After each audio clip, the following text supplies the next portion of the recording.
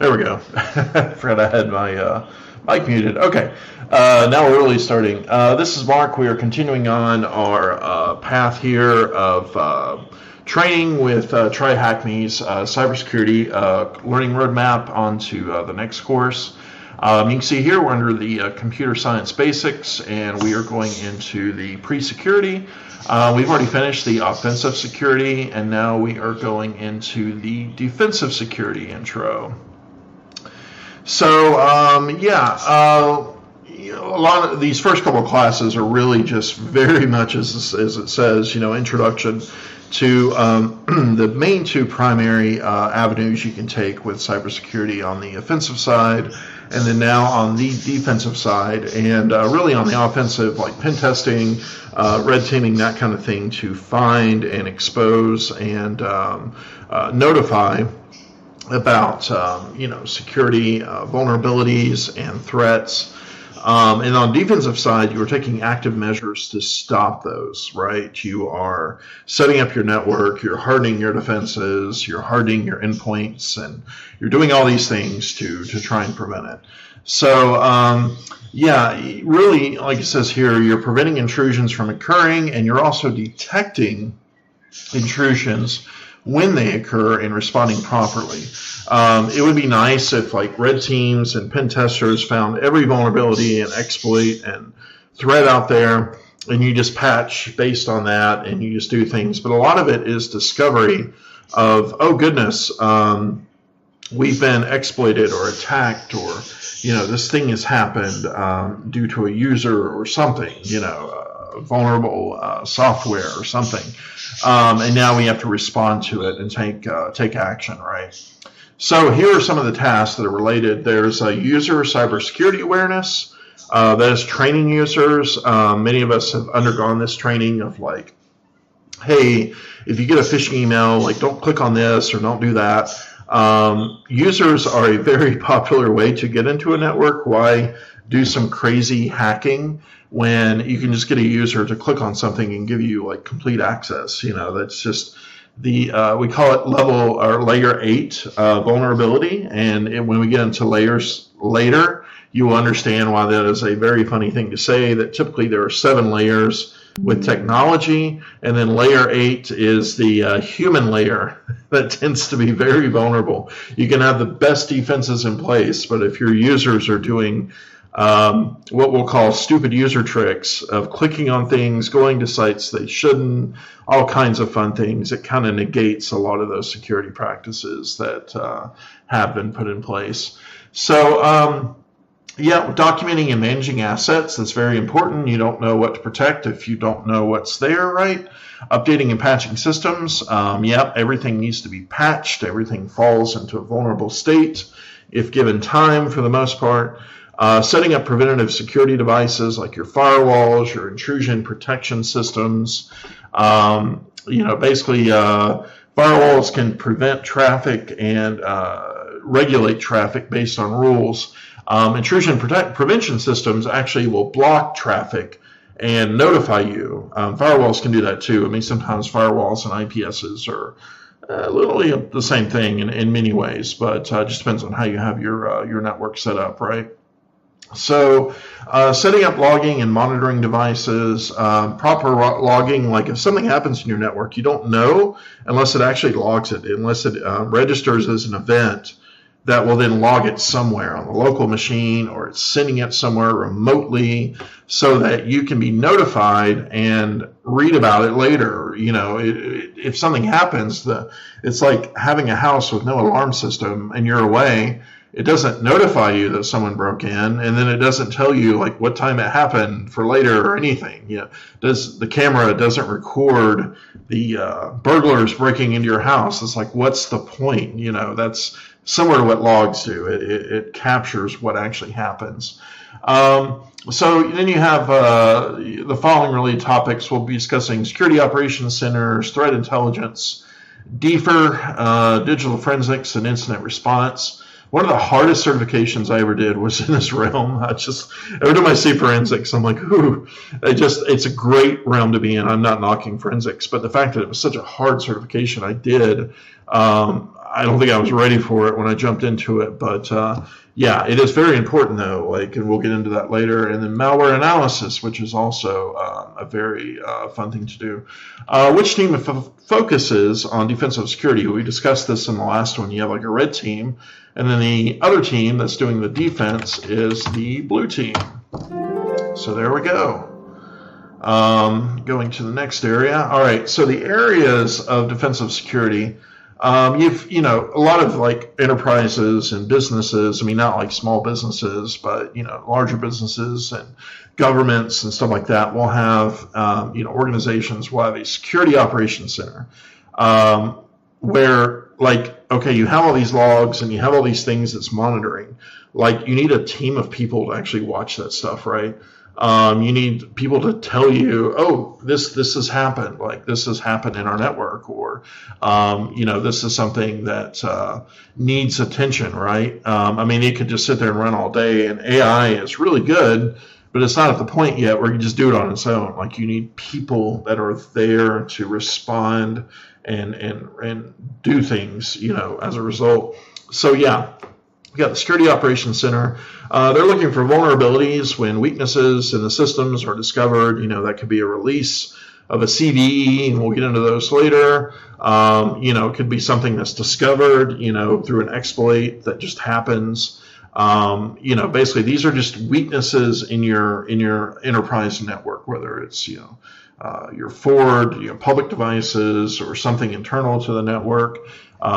A vulnerability, as the word states, is just anything that's vulnerable, right? Policy violations, these are more with like stupid human tricks. Users can go to sites they're not supposed to, click on emails they're not supposed to, download software they're not supposed to. It happens. And, this is why policy, even though it's very boring, is very important. You need well-written policy that's like what you can do, what you can't do. And then, so users hopefully won't violate it. And if they do, you have something to hold them to accountability or keep them from doing it again, right? Or, do some remedial training or something. Unauthorized activity. So that's like anything that's not supposed to happen. I mean, if like Steve or Bob or whoever's on leave and then they suddenly log into the network, it's like, well, that's weird. Why did that happen, right? So a good security operations center needs to be able to detect something that's anomalous, right? Network intrusions. Intrusion can occur, really anything that's in your network that shouldn't be there, right? Whether it's a spoofed user, someone logging in as someone that shouldn't be logging in at a certain time or from a certain area. That's pretending to be that user, impersonating. It could be anything, really anything that's logging into the network that should not be logging in at that time. I guess that's a good way to put it, right? Security Operations Center, here's exactly what one looks like. I'm kidding. But yeah, this is very similar. Multiple screens. I have been in many of these, and yes, multiple screens are better. You will more screens. I've been in environments with 2 screens. I've been in environments with 3 screens. I've been in environments that have big screens on walls. More screens are always good because you will never realize how much data can be displayed until you realize how much data can be displayed. And more is better. You don't want to overkill it, but it's good to have these common operating pictures, if you will, and be able to reference things quickly. So threat intelligence. This is really intelligence is the term. It's just anything that is data and information about threats that are out there. So a threat is something that can cause harm to your enterprise, your network, your resources, your data. It could be a malicious hacker. It could, when you start taking courses like CISSP, a threat could be a hurricane. A threat could be an earthquake. A threat could be an inside user that is disgruntled. Like, a threat is just anything that can cause problems that is arbitrary to what you are trying to achieve with your network and your companies, right? So to know what these threats are, you literally need to ask the questions like, what are the threats? Where are we vulnerable? There can be a million threats out there, but if they don't have a vulnerability and an exploit to get in your network, how much of a threat is it, right? Like, they need to have a means. Someone can really want to hack into your company all day, but unless they have the means to do it because your company is like really well defended or something, well, yeah, they want to, but they're a threat without a means, without a vulnerability to exploit or something, right? So so basically, threat intelligence is not just knowing, okay, there's bad guys out there, but you also need to know the tactics that they can use, the vulnerabilities that are present for them to use their tactics against, and stuff like that. So it's just good to stay up to speed on what the threats are. You can't just have this nebulous idea of a threat out there. It's good to know, what you're up against, right? So then we get into forensics. You have a digital forensics, incident response, and malware analysis. Digital forensics, this is, like I said, one of the hardest certifications I ever did. It always puts me in mind of a lot of digital forensics can be used in companies, but think too, like law enforcement, if somebody does bad things with computers or hacks into something, you need digital forensics to be able to capture that. Okay, a bad guy logs in or someone does something really bad, Unfortunately, a lot of times in law enforcement, it involves minors and stuff like that. How do you prove that someone did something bad, right? So let's say you got a hold of a bad guy's computer. You would do like a forensics image, a low-level copy. Like you wouldn't just take the bad guy's computer and just start working on it. There's this, there's that. What you would do to keep the evidence from being tainted with is you would immediately make a copy of everything on that computer, from the hard drive, the memory, everything, and then you would analyze that copy. And you could prove that copy is always the same as what is originally on that computer with things like hashes, and we'll get into that later. But basically you're creating a bit-by-bit copy to then look at it and then say, all right, here's bad things, and then you'll sit in court and tell a jury, yeah, this guy really did, or this person, some terrible things because I looked at the copy of what he did, or this person, and I found, here's the terrible things I found, or here's the evidence that I found. And then when a lawyer says, well, that's a copy, how do you know that wasn't tainted? Well, you can point to technology and say, well, there's hashes and there's math that identifies that there's no way this could have changed when I made this copy. And we did this so we wouldn't tamper with the existing evidence, that kind of thing. So forensics is very involved. It's a very analytical process that must be followed. System memory is what I talked about. You have like two kinds of memory. You have, hard drive memory, the stuff that always stays there, even if you power the computer off or whatever device it is. And then you have this like system memory, which is memory that, you call it volatile memory, but consider it like your whiteboard memory. When you're running your system and your programs, it's just what is temporarily there while that system is running. If that system gets unplugged or powered down, memory will go away. Everything on it. It's just what needs to be temporarily there for the CPU to work with, right? And there's different kinds of volatile memory. It's like you have different caches, and then you have like your RAM memory, and computers are getting better and better every day. Not the old days of you have some RAM sticks and then you have a spinning hard drive and that's it. It's very much different nowadays on your modern PCs and your modern phones and tablets and everything else. But those are really still the two main of kind of memories that we will be getting into more in the future. You have your system logs that when an incident happens, it's like an alarm on your home. Okay, you probably need to know what happened, when it happened, right? So these logs need to be accurate. They need to have good timestamps. I can't tell you how many times when your time is not working in your network correctly, that's such a bad thing, because you need to know when these things happen. It needs to be provable, like NTP, network time protocol, and stuff like that. And then you have your network logs. Basically, you have your logs on your individual systems, and then you have something that happens in the network, right? Your intrusion detection was tripped, a firewall, or anything that happened on the network. So incident response, I took a certification in this too. Very similar to like forensics, it could be a part of it, but this is like, okay, the SOC, the Security Operations Center, gets a notification that Steve's computer is hacked, or Bob or Ann or whoever, arbitrary user. Like, how do you respond to that? Do you just report it? Do you just, say, oh, that happened, next shift will cover it? Like, what are your procedures to like deal with that? Usually the first thing is you go isolate it, take it offline. You want to decrease the damage as quick as possible, especially if it's like a thing that they can maneuver, or say a hacker that can maneuver in your network or something. So how do you respond to these attacks? The key is preparation. Like, you gotta have plans in place. Like, how do we handle these things? What is our flow chart? Like, how are we gonna do this? Detect it, do analysis on it, whether that's before or after you take the machine, off of the network. Going into containment, eradication, and recovery. Okay, you've taken it off the network. You re-image that system, maybe, you repatch it. Make sure that vulnerability can't be used again to get into the network or on that system. And you recover. You want to get back to fully operational status. That user needs their system back, right? And then after the recovery, like, what did you learn from it? If there's no report or no like lessons learned, it can happen again. And we're like, I think that happened at one point. We didn't do anything to change. Like, you need a report. Reports are not just boring things that you do.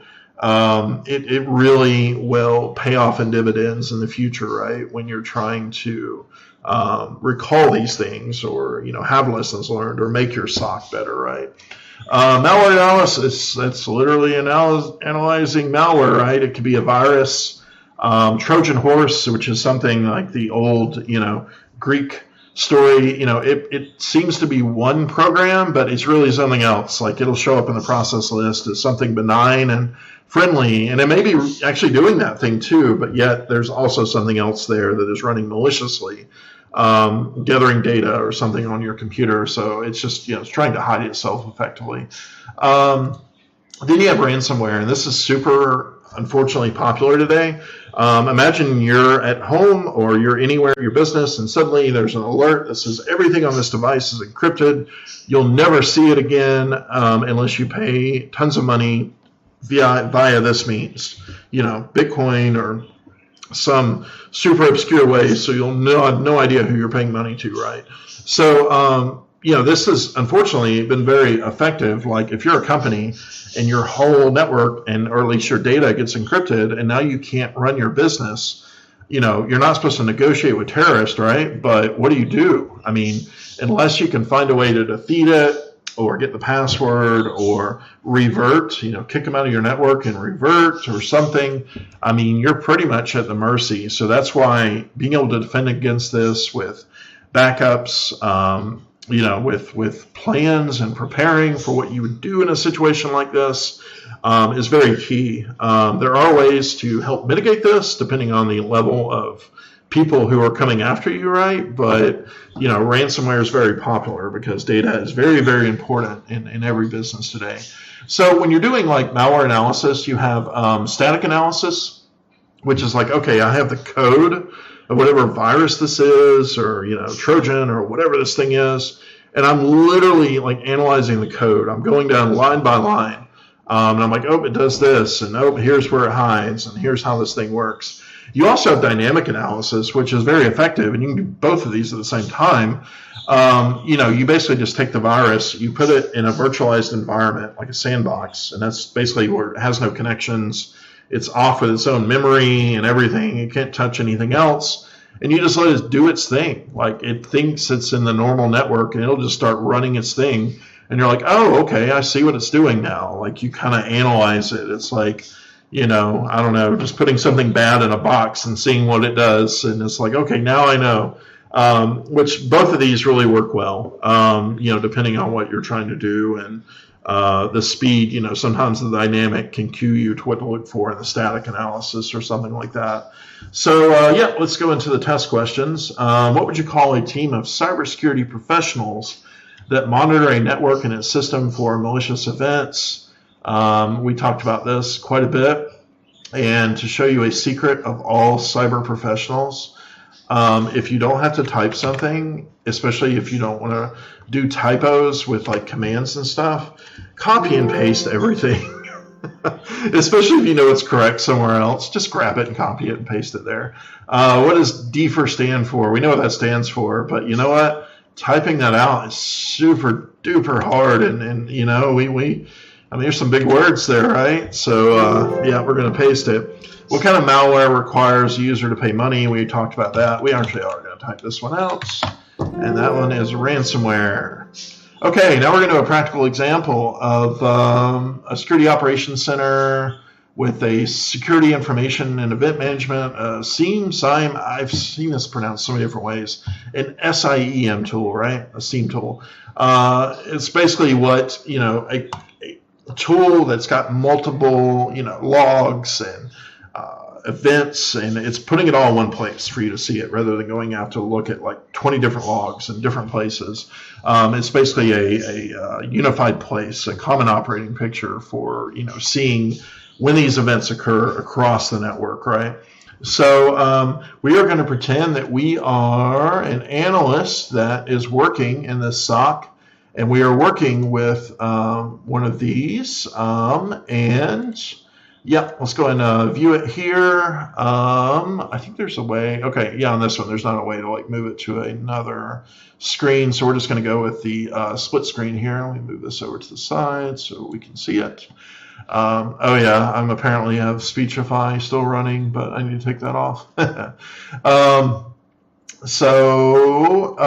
let's go ahead and run through this. So okay, you're inspecting alerts on your SIEM dashboard.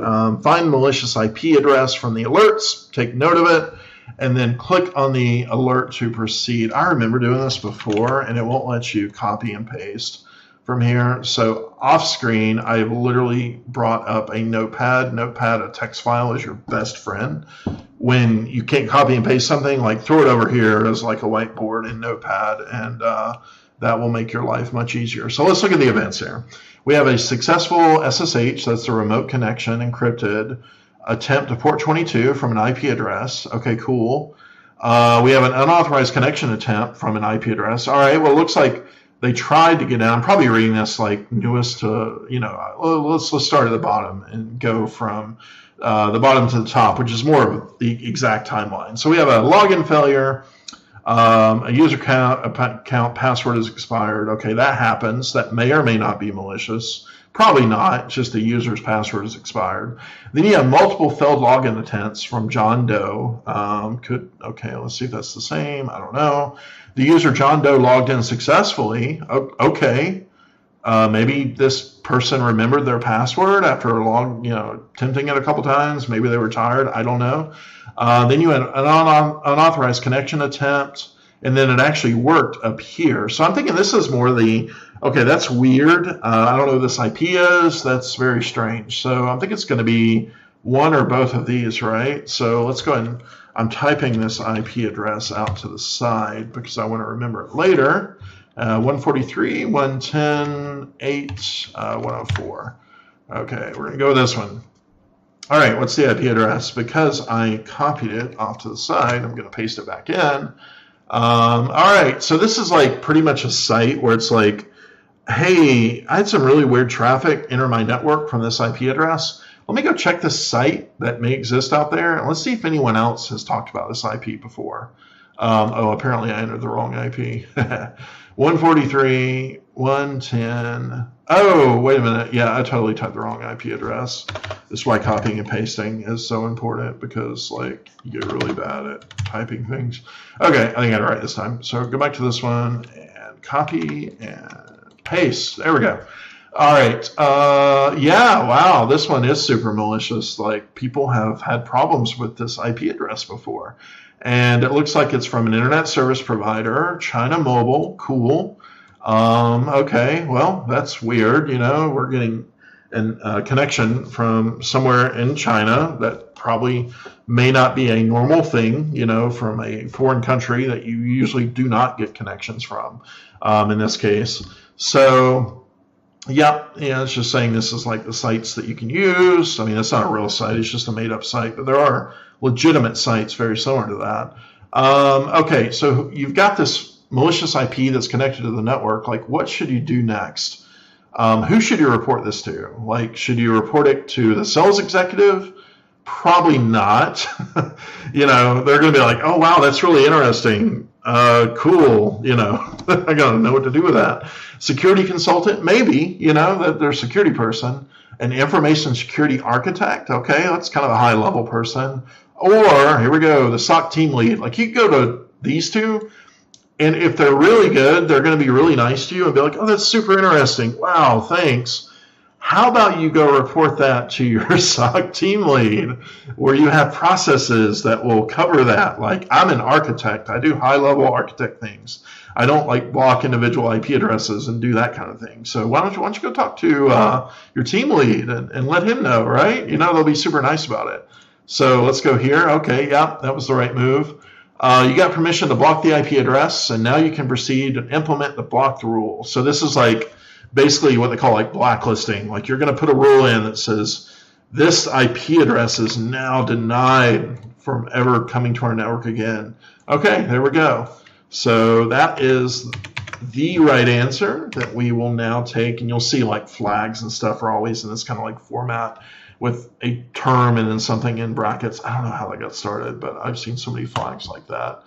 And let's see if we got it right. We should. It's the only answer. So yay! All right, we get a celebration. And I totally forgot to do something, which I'm going to go back and do at this point. When you do these, any kind of learning, right, it's always good practice. Like, someone worked hard to put all this together. And like anything you do in IT, you might, be very important of what your feedback that you're getting from users or, people that, you're giving a course to or something. So always do the right thing. I thought this was a great course on defensive security. So I'm going to type that, great course on, defensive, security. So whoever did this course, maybe at the end of the year, they could say, you know what? I got a ton of feedback that I think it's because I've already graded this before. Oh, yeah. Okay. Yeah, I think we're good now. I've got a ton of feedback. I got like a ton of 10s and really good, typed out feedback. It's just the right thing to do. So I would highly recommend you do that. And I think I just recommended it again. So that is pretty much it. Let's go back to see where we're at. Careers in cybersecurity will be next. We may just go ahead and do this one because, I don't think there's like any really in-depth things here. And this is kind of stuff that you can read on your own, with these IT jobs and cybersecurity. Right now especially, it pays well in comparison to many other jobs, just because they're in such high demand, and it requires, technical skill that a lot of people may still view as like wizardry, we need someone who can do these things for our network, right? So the security analyst, we've kind of talked about that. That's, they're not just like a SOC analyst, but they're pretty much, looking at a higher level of all the organizational data and being like, this needs to be protected, this needs to follow these regulations or these protocols. They're talking to the stakeholders, like they're the ones who are, like, say you're a security analyst at a hospital, you're the ones keeping everybody out of jail with all the medical data and making sure it's protected and all that good stuff, right? So that is an overview of that. You have a security engineer, that we've kind of talked about that. That is the person who is actually making and the plans and, kind of like an architect of a building. They're the ones setting up the network. Like, we need a firewall here, we need intrusion detection, we need to be using this antivirus software. They're coming up with the overall scheme of how everything is going to be protected and what is going to be, used to enforce that protection at multiple, like, defense and depth layers, right, in the network. Excuse me. Yeah, the incident responder is like at the SOC level, like when bad things happen, these are the people that will show up at your desk and be like, I think you've been hacked. We're here to get your device. Please log out or whatever. May leave it logged in so they can do like an image real quick of your memory. Hopefully you weren't doing anything bad when these people show up, right? But yeah, they're the ones that will, first responders to the hacking or the, events that happen on the network, to mitigate and also, be able to document everything that's happened, right? Okay, a digital forensic examiner. This is someone that, like I said, they may work in law enforcement, or someone that is literally doing a bit-by-bit analysis of things that have happened, whether on a network, on a device, basically proving what has happened, right? And yeah, very technical job role, and someone who can literally be called into court to prove that something has happened with your technical expertise and following procedures. Malware analyst. Okay, yeah, someone that analyzes malware. We talked about the static and dynamic analysis, which is listed here. I mean, you can read through these. All these that I'm going through now, these are free courses that you can take with like TryHackMe. Pen tester. I've done this role in a lot of different ways. Yeah, I mean, you're really the hacker, if you will, of someone who is attacking a company under an agreement of, okay, you're trying to find vulnerabilities and exploits. Like you have a scope, you have a things that you can go after to try and show a company where they're vulnerable and where their security team can like shore up defenses and make things better, that kind of thing. So you're kind of a good guy hacker at this point. You got to be very, very familiar with hacking tactics and what the latest and greatest is.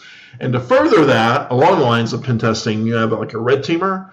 That is someone that is like a specialized team, like for an organization that just does nonstop pen testing, if you will. And then you have a blue team that's learning from their pen testing, and the red team and the blue team kind of work together in a way to constantly attack the company and see where it's vulnerable, and then blue team to shore up defenses to plug those holes, right? Or prevent, in the event of a real world attack. So it's kind of a constant battle between these two to make each other better. But also in the end, the end product is that the network gets more well defended when you're having a team looking for vulnerabilities and exploits, and a team that's constantly defending it, right? So yeah, we have made it. All right, that was super easy. General overview of different careers. Oh, you can like take this test and see what role might be most ideal for you. It was really funny. I took it and it was pretty spot on. I think I ended up being like a pen tester, or one time I was a security analyst when I just did it like really fast or something, I think. And then when I went back and like really thought through the questions, I ended up being a pen tester, which was, pretty spot on. I've done both of those roles before. So yeah. It may help you if you're undecided about what kind of role you want to go to. We're going to go ahead and, great introduction to cyber careers. And we're going to grade it. I think I did that right. Okay. And submit. Cool. And now we're going to check here, and that should be the final thing for this one. And then now we finish that room. So like I said, yeah, some of these rooms are super quick, super easy. Some are not. Some will take a little bit of time to go through. We are going to look and see where we're at now and what will be in the next course. And in the next one, we'll be getting into network fundamentals, which is always super exciting. We'll be getting into networking, LANs, OSI models, packets, and frames. If you're new to IT, like this realm can be a little bit of a fire hose getting into networking, and but it's extremely important.